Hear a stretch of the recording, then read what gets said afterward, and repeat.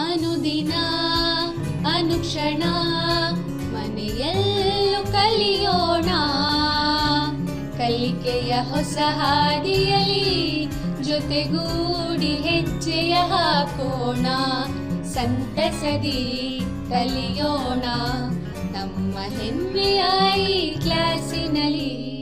Yes sir. Yes teacher. Present ma'am. Hello friends, I am Sadevji Balekundri from Thalakvadi High School, Thalakvadi. My subject is mathematics from of standard 8. My topic is data handling. नमस्कार विद्यार्थ्यांनो, की आज आपण माहिती हाताळणे या प्रकरणातला पुढचा भाग पाहूया. तर इथं आपल्याला माहिती हाताळण्यामध्ये आपण याच्या आधी वेगवेगळ्या प्रकारचे आलेख आणि त्याच्यानंतर दुसऱ्या भागात त्रिज्यांतर खंडालेख आपण पाहिला. पण आता याच प्रकरणामधला तिसरा भाग म्हणजे संधी आणि संभाव्यता या भागाबद्दल आपल्याला अधिक माहिती आपण मिळवूया. तर मित्रांनो, तुम्हाला माहिती आहे की इथं संधी आणि संभाव्यता याबद्दल माहिती मिळवत असताना आपल्या जीवनात भरपूर अशा वेगवेगळ्या प्रकारच्या संधी मिळतात, परंतु आपल्याला काही वेळेला त्या संधी आपण घेऊ शकतो, काही वेळेला आपल्याला त्या मिळत नाहीत. तर साधं एक उदाहरण या ठिकाणी तुमच्याच पुस्तकामधलं आहे.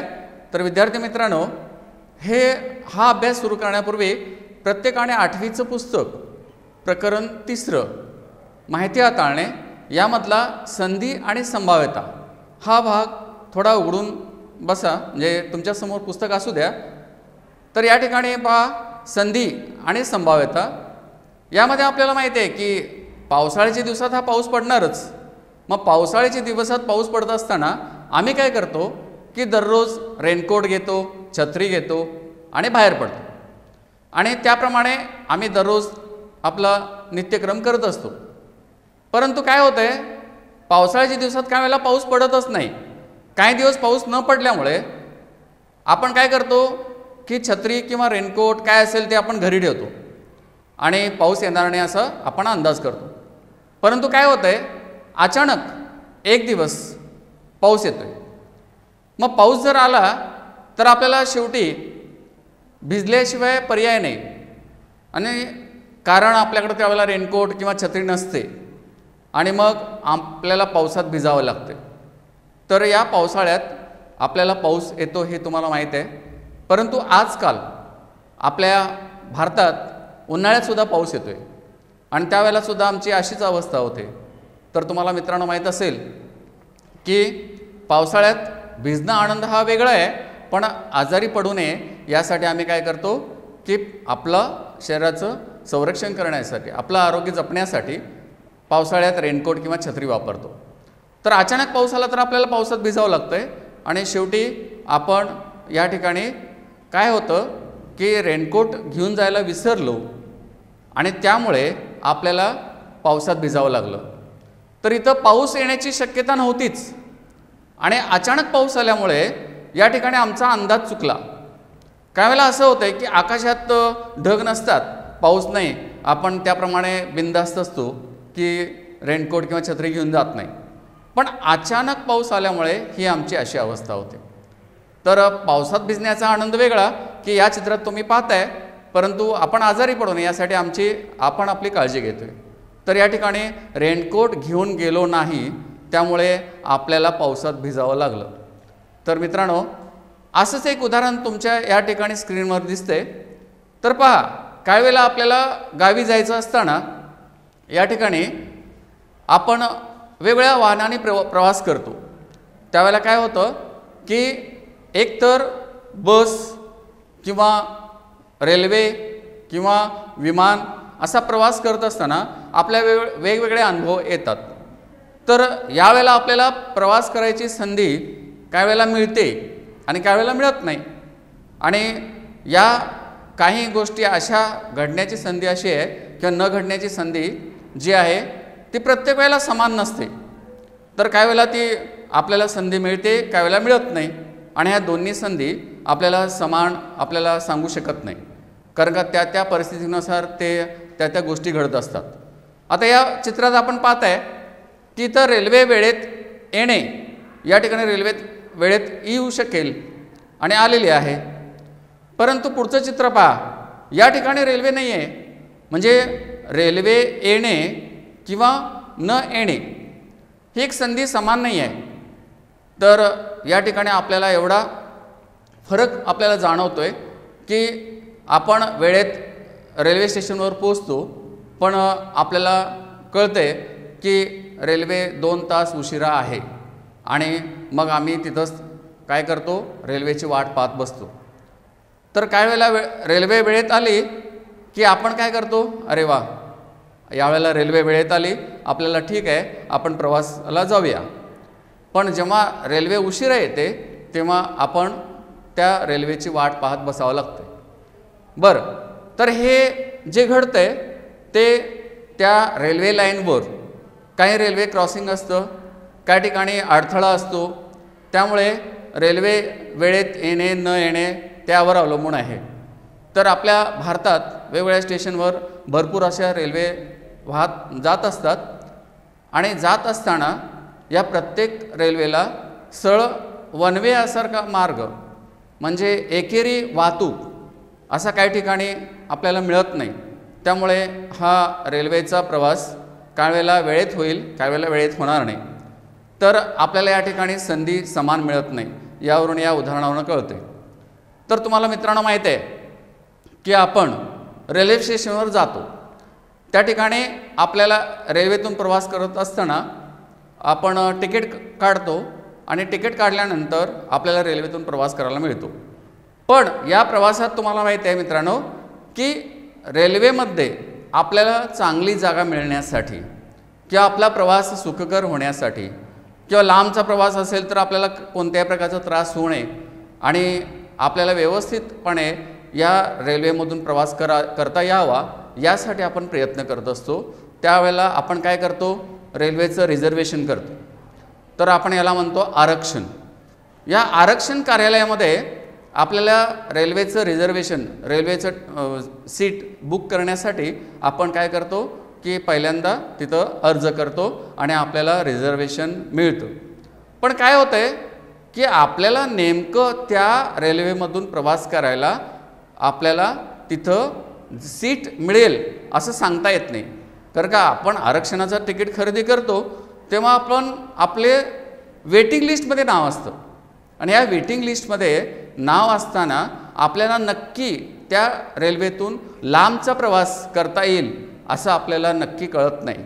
आणि म्हणून मित्रांनो आपण काय करतो की वेटिंग लिस्टमध्ये आपलं नाव येण्याची प्रतीक्षा करतो आणि या प्रतीक्षेमध्ये आपण वाट पाहत असतो की आपल्याला संधी मिळेल काय. आणि काही वेळेला संधी आपल्याला मिळेल, काही वेळेला मिळणार नाही. पण जर आपल्याला संधी मिळाली, या रेल्वेतून प्रवास करताना आपल्याला जर संधी मिळाली तर नक्की आपण या पुढच्या प्रवासाची आशा करू शकतो. म्हणजे जेव्हा आपल्याला संधी मिळते तेव्हा आम्ही पुढच्या प्रवासाला आशा करत असताना की आपण या दिवशी आपण या रेल्वेतून प्रवास करू शकेन आणि आपल्या प्रवासाची वेळ निश्चित होईल आणि आपण पुढे प्रवास चांगला होण्यासाठी या सगळ्या गोष्टी आपण प्रयत्न करत असतो. तर मित्रांनो तुम्ही रेल्वे स्टेशनवर गेला असालच आणि अशा प्रकारचं काउंटर तुम्ही पाहिलं असालच, आपण हे करू शकतो. तर मित्रांनो तुम्ही पाहिलं असेल रिझर्वेशन ऑफिसमध्ये तुम्हाला रिझर्वेशन करण्यासाठी जेव्हा तुम्ही जाता तर मित्रांनो हे आपण संधी याबद्दल आपण पाहिलं की रेल्वे वेळेत येऊ शकेल, रेल्वे वेळेत येऊ शकणार नाही किंवा या ठिकाणी रिझर्वेशन जेव्हा तुम्ही काउंटरवर थांबता त्या ठिकाणी तुम्हाला एक वेगळी आशा असते की आपल्याला प्रवास करायला मिळेल. तर आपण पुढील भाग पाहूया. तर याच संधी आणि संभाव्यतानंतर आपल्याला या ठिकाणी पुढच्या भागाकडे जाऊया. तर तुम्हाला माहिती आहे मित्रांनो की सर्वजण क्रिकेट खेळता आणि क्रिकेट खेळत असताना आपण काय करतो की प्रथमतः बॅटिंग, जी बॅटिंग आपण करणार आहोत ती पहिल्यांदा करणार असं आपल्याला वाटतंय आणि आम्ही काय करतो की या ठिकाणी एक कॉईन घेतो आणि आपण कॉईन उडवतो. हे जे नाणं आहे ते नाणं उडवत असताना तर मित्रांनो पाहायचं की हे 1 रुपयाचं नाणं आहे. ह्या 1 रुपयाचं नाणं त्या समोरच्या बाजूला आपण काय म्हणतो किंग आणि पाठीमागच्या बाजूला काय म्हणतो टेल. तर यालाच काय म्हणतात काटा. जो समोरचा भाग किंग आहे. तर आता आपण पाहूया की या ठिकाणी एक स्लाईड तुम्हाला दिसते. यामध्ये वेगवेगळे कॉईन्स दाखवलेले आहेत. हे जे कॉईन्स म्हणजे नाणी ही वेगवेगळ्या देशांची आहेत. तर क्रिकेट खेळत असताना या नाण्यांचा उपयोग करतात आणि ही जी नाणी आहेत तर ही प्रत्येक टीम मॅचच्या वेळेला प्रत्येक वेळेला वेगळी वेगळी वापरतात. म्हणजे 2 टीममध्ये मॅच होत असेल तर त्या दोन्ही टीमचं नावसुद्धा त्या नाण्यावर कोरलेलं असतं. तर हे तुम्हाला कळलं असेल विद्यार्थ्यांनो की या ठिकाणी पहिलं नाणं आपल्याला दिसतंय त्यावर सचिन तेंडुलकरचं नाव आहे आणि त्याचं चित्रसुद्धा आहे. खरोखरच आपल्याला भारताला अभिमान आहे की सचिन तेंडुलकरसारखा खेळाडू मिळाला. तर या ठिकाणी बाजूलासुद्धा इथं वेगवेगळ्या प्रकारची नाणी तुम्हाला पाहायला मिळतील. तर ही नाणी तुम्ही आज पहिल्यांदा पाहत असाल की अशा वेगळ्या प्रकारची नाणी की जी क्रिकेट खेळण्यापूर्वी ती वापरतात. तर आपण क्रिकेट खेळत असताना कोणती नाणी वापरत असेल की या ठिकाणी 1 रुपयाचं नाणं की जी समोरची बाजू आहे त्याला आपण काय म्हणतो छापा, ह्यालाच किंग म्हणतो आपण. आणि पाठीमागची बाजू आहे त्याला म्हणतो काटा की याला आपण काय म्हणतो टेल असं इंग्रजीमध्ये म्हणतो. तर आपण जेव्हा एखादं नाणं क्रिकेट खेळण्यापूर्वी असा टॉस उडवण्यासाठी वापरतो त्यावेळेला तुमच्या लक्षात आलं असेल तर हे असं का करतात. कारण प्रत्येक टीमला वाटतंय की आपण पहिल्यांदा बॅटिंग करावी किंवा पहिल्यांदा बॉलिंग करावी. आपल्या इच्छेप्रमाणे आपण म्हणतो की दोन्ही टीमला एकाच वेळेला संधी देता येणार नाही बॅटिंगची किंवा बॉलिंगची संधी देता येणार नाही. तर ते ठरवण्यासाठी आपण काय करतो या वेगवेगळ्या प्रकारच्या नाण्यांचा उपयोग करून टॉस उडवतो आणि किंग किंवा टेल आपण त्याला छापा किंवा काटा असं आपण म्हणतो. तर आपण इथे एक प्रयोग करून बघूया की या ठिकाणी माझ्या हातात एक नाणं आहे.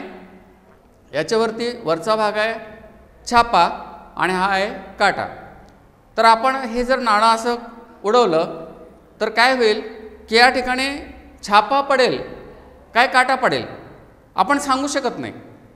तर इथं काय होईल या ठिकाणी छापा पडलेला आहे म्हणजेच या ठिकाणी किंग पडलेलं आहे. तर मित्रांनो हे नाणं आपण जेव्हा उडवतो तेव्हा आपण ठरवतो की आपल्याला कुठली बाजू आपल्याला सोयीस्कर करायची आहे. की क्रिकेटमध्ये आपण ठरवतो की बॅटिंग करायची आहे काय बॉलिंग करायची आहे.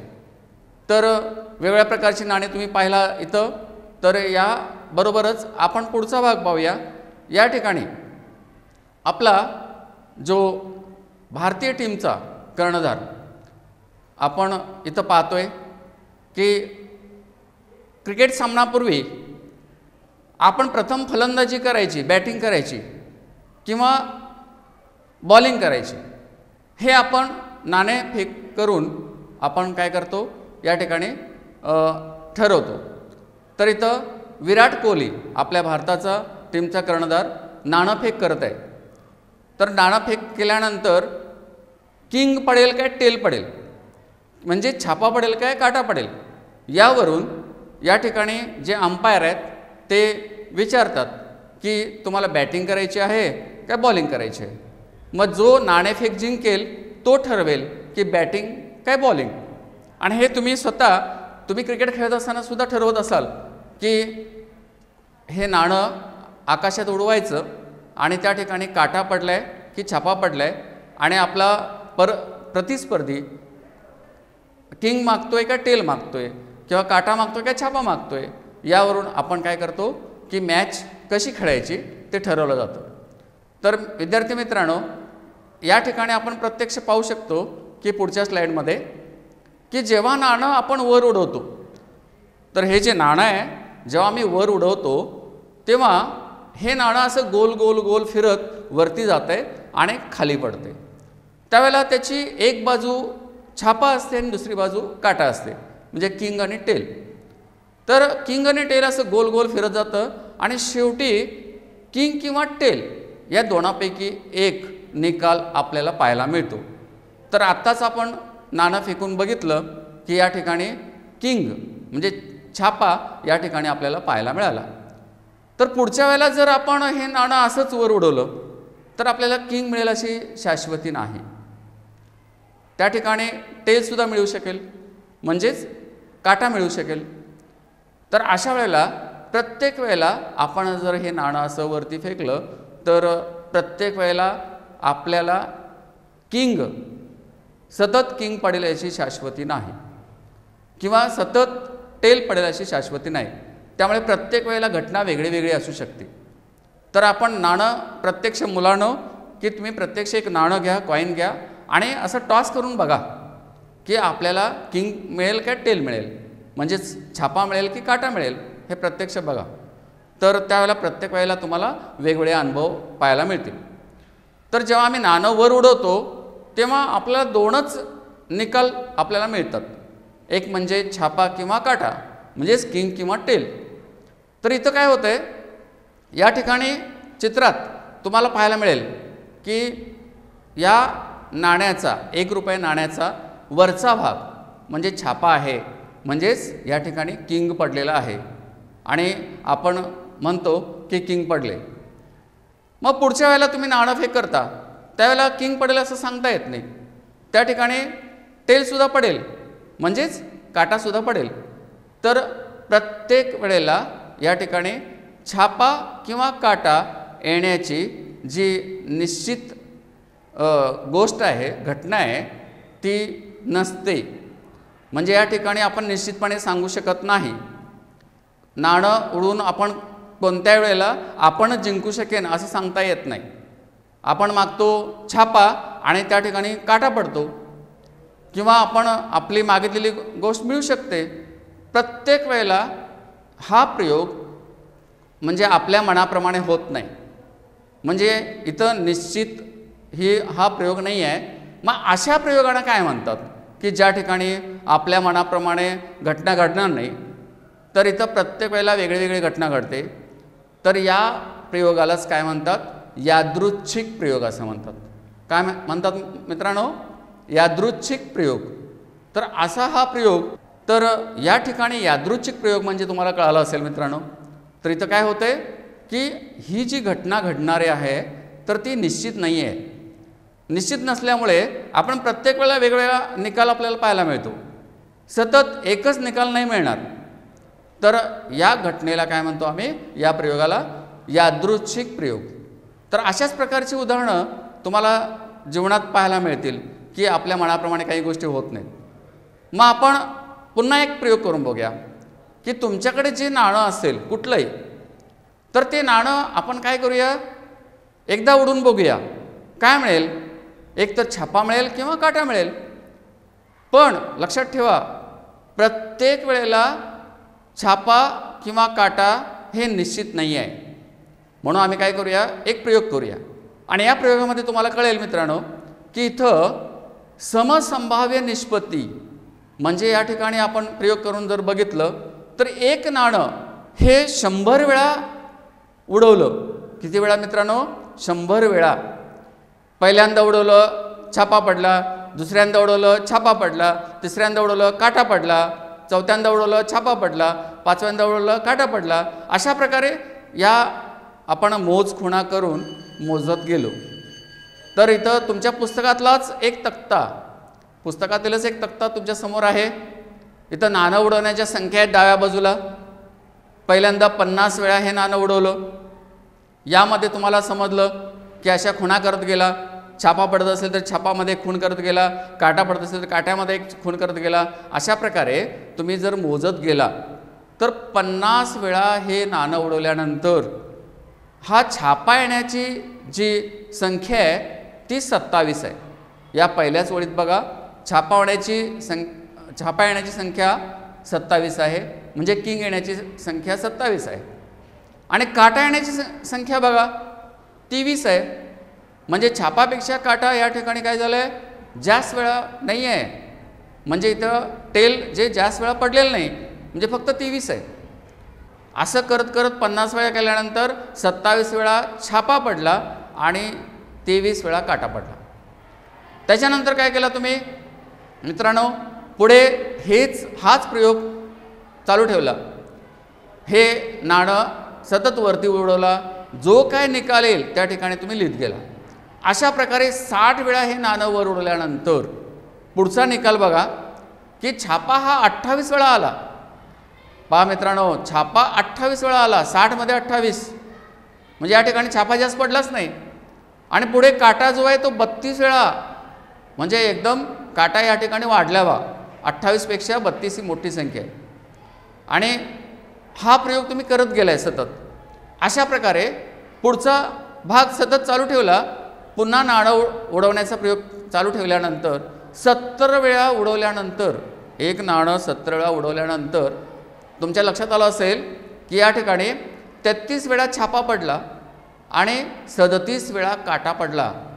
तर अशा प्रकारे 70 वेळा उडवल्यानंतर आणि हाच प्रयोग सतत असा चालू ठेवल्यानंतर मित्रांनो 80 वेळा हा प्रयोग जर केला, 80 वेळा नाणं जर उडवलं तर या ठिकाणी 38 वेळा तुम्हाला छापा पडलेला दिसेल आणि 42 वेळेला काटा पडलेला असेल.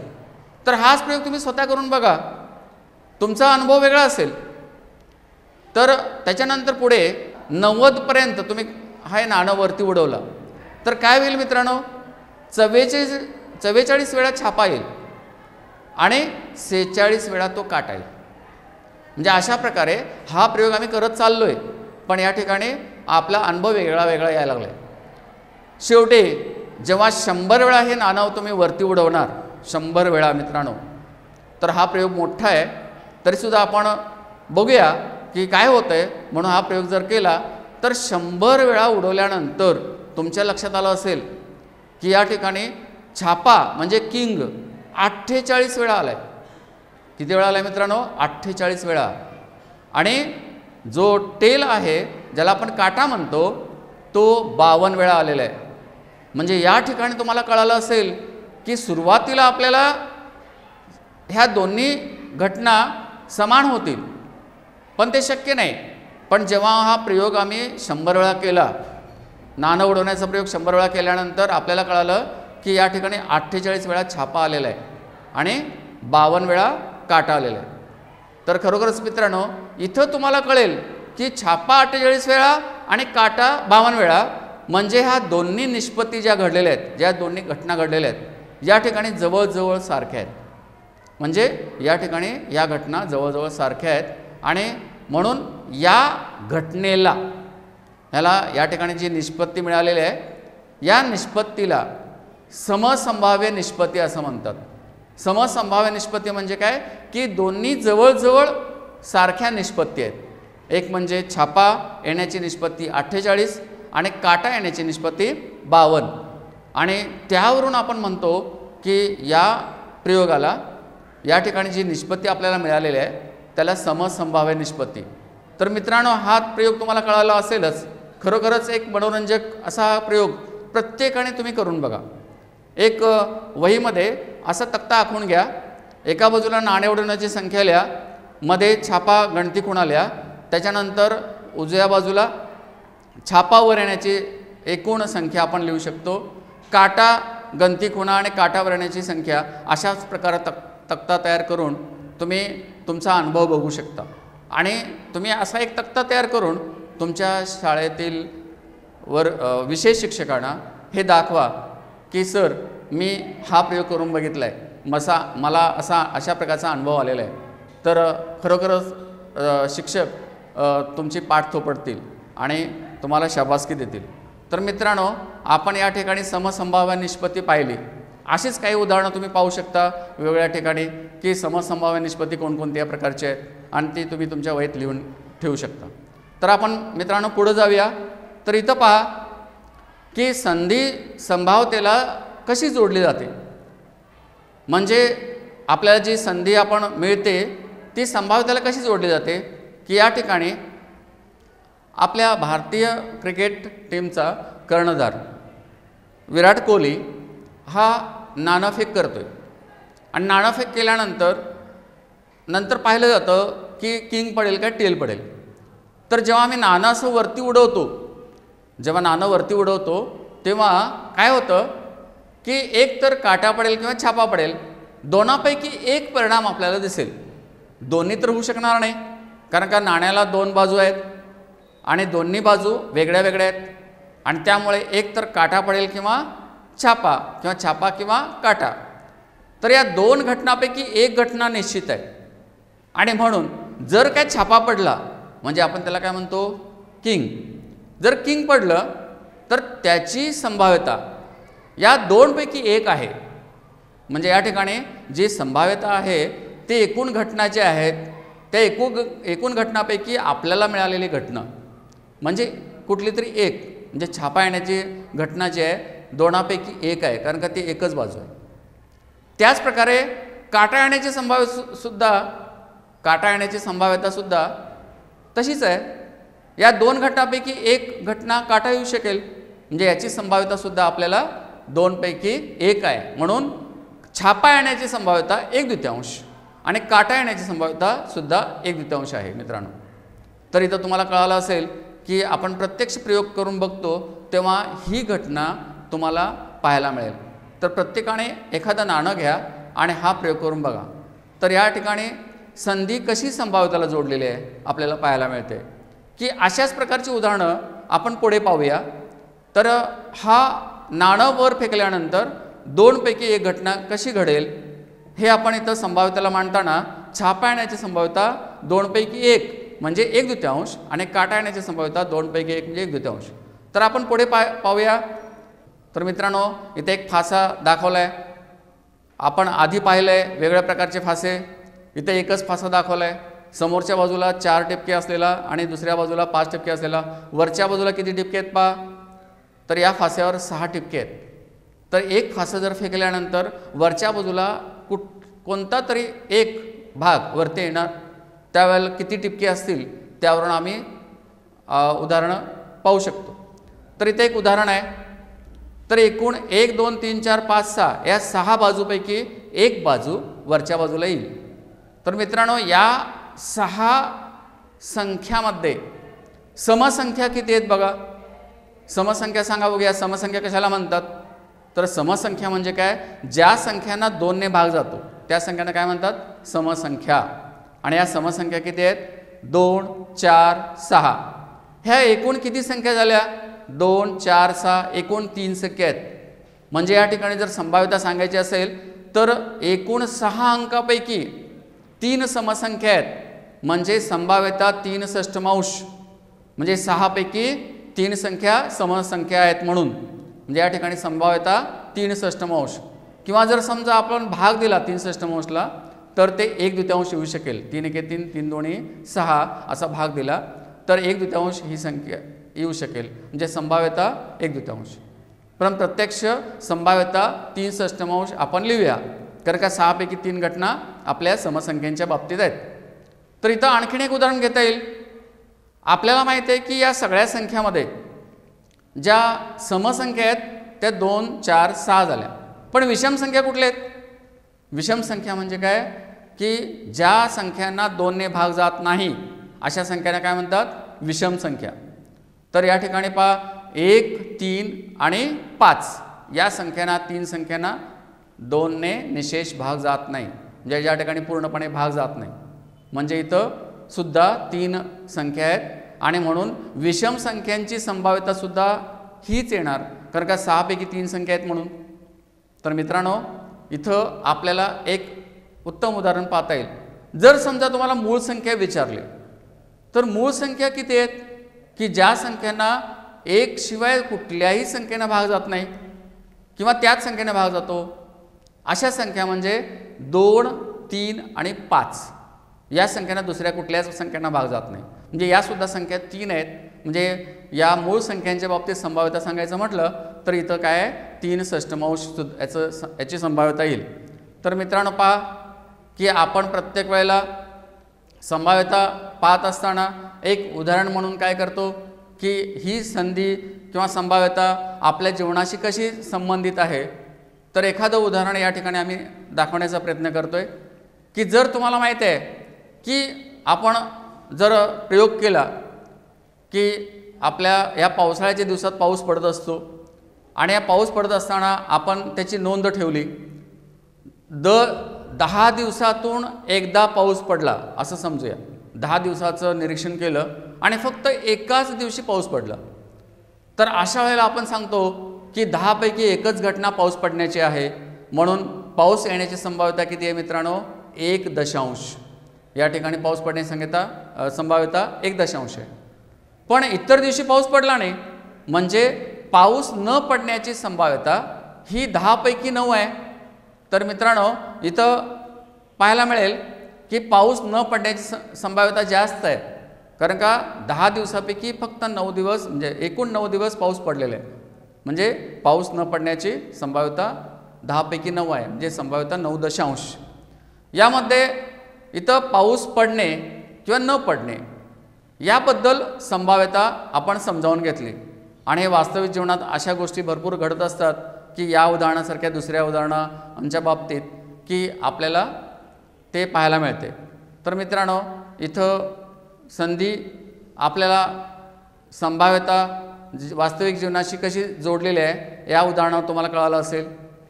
आणखीन एक पुढचं चित्र पहा मित्रांनो. इथं एक गोल चाक आहे.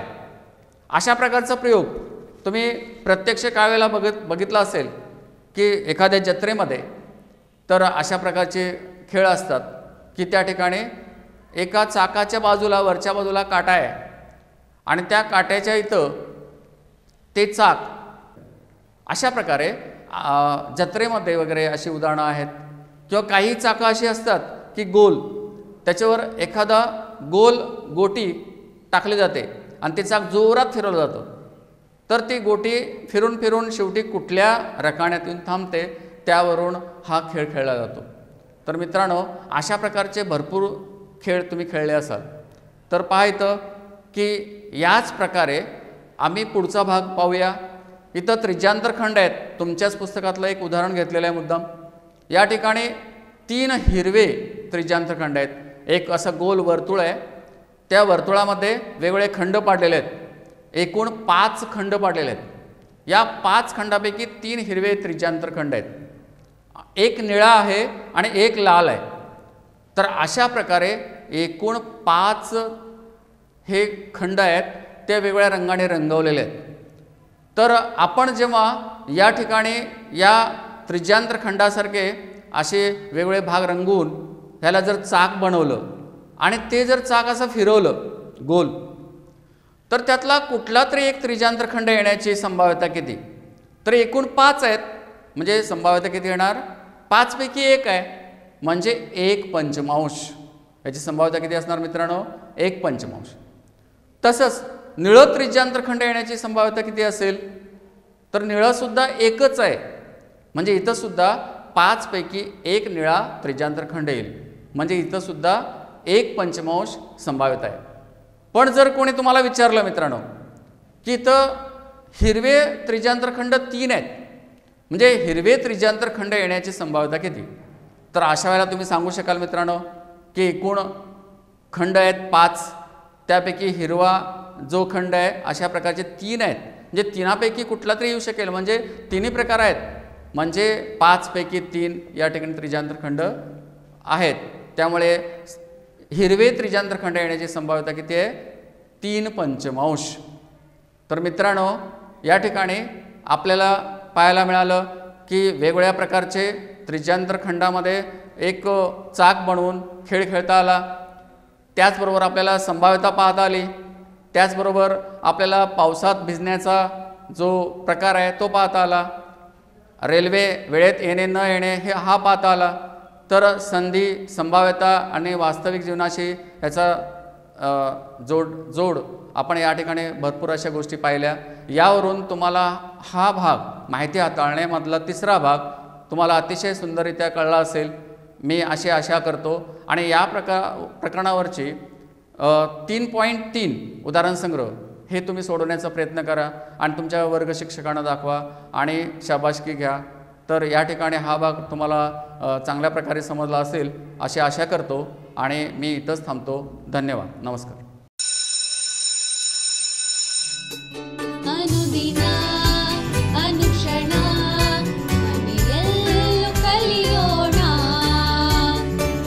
ಕಲಿಕೆಯ ಹೊಸ ಹಾದಿಯಲಿ ಜೊತೆಗೂಡಿ ಹೆಜ್ಜೆಯ ಹಾಕೋಣ ಸಂತಸದಿ